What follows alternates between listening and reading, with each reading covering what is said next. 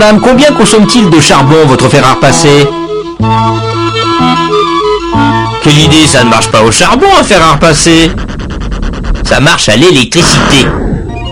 Oui, mais votre électricité, les thermiciens, eux, ils la fabriquent avec de l'uranium, ou quelquefois du charbon, c'est la même recette. D'abord, vous faites de la vapeur en mettant je ne sais combien de tonnes d'eau dans un genre de marmite ou chaudière, ça s'appelle. Et vous chauffez. Je vous fais grâce de toute la tuyauterie. Réchauffeur, surchauffeur, resurchauffeur, pompe, que sais-je encore. Alors cela chauffe. Mais alors là, très sérieusement. Cela peut aller jusqu'à 300 degrés et même 500 degrés. Dans ces conditions, la vapeur est assez comprimée. 70 fois et même 150 fois la pression qu'il y a dehors. Alors on va la laisser se détendre, cette malheureuse vapeur. On va la faire travailler en la faisant passer dans des turbines. Une turbine à vapeur, c'est une roue à ailettes qui a à peu près cette allure-là.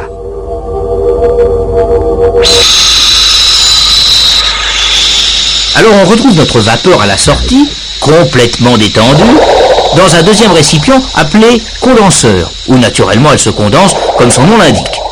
Elle retourne en eau si vous préférez. On la renvoie à la chaudière pour la faire retravailler. Chaudière, turbine, condenseur, vous voyez, c'est simple. Ah, on avait oublié le principal. La turbine, bien sûr, entraîne un alternateur qui fait de l'électricité, etc. Mais cela ne nous dit pas combien d'uranium ou de charbon il faut pour fabriquer 1 kWh d'électricité. Eh bien, cela dépend. Cela dépend de la machine, de son rendement plus exactement.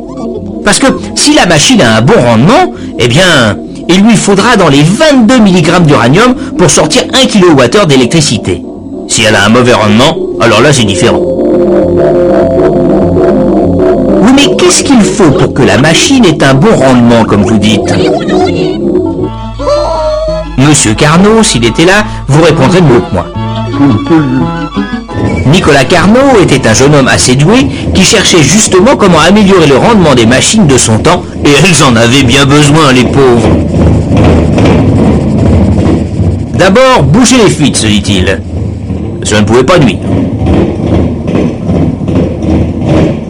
Mais il se dit aussi que le rendement, cela devait dépendre de la différence de température. Quelle différence? Eh bien, d'un côté la température de la source chaude, c'est-à-dire notre chaudière,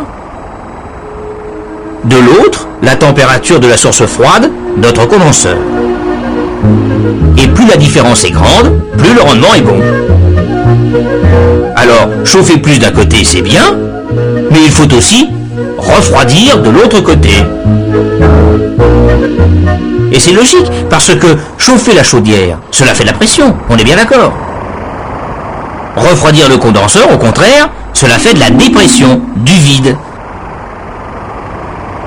Et plus on a de différence de pression, plus la vapeur se détend, plus elle travaille, et meilleur est le rendement.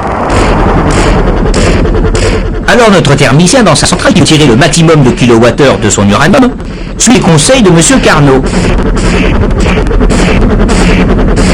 Côté source chaude, on ne peut pas monter bien plus haut. Côté source froide, alors là, on refroidit le condenseur très vigoureusement avec un courant d'eau, ce qui fait toute une tuyauterie dont je vous fais grâce. Mais très vigoureusement, cela veut dire qu'il faut faire passer là-dedans des mètres cubes et des mètres cubes d'eau par seconde. Et ça ne se trouve pas sous le pied d'un cheval.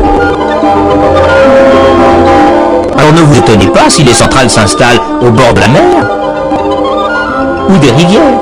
C'est pour refroidir le condenseur, pour améliorer leur rendement et tirer le maximum d'électricité de leur uranium.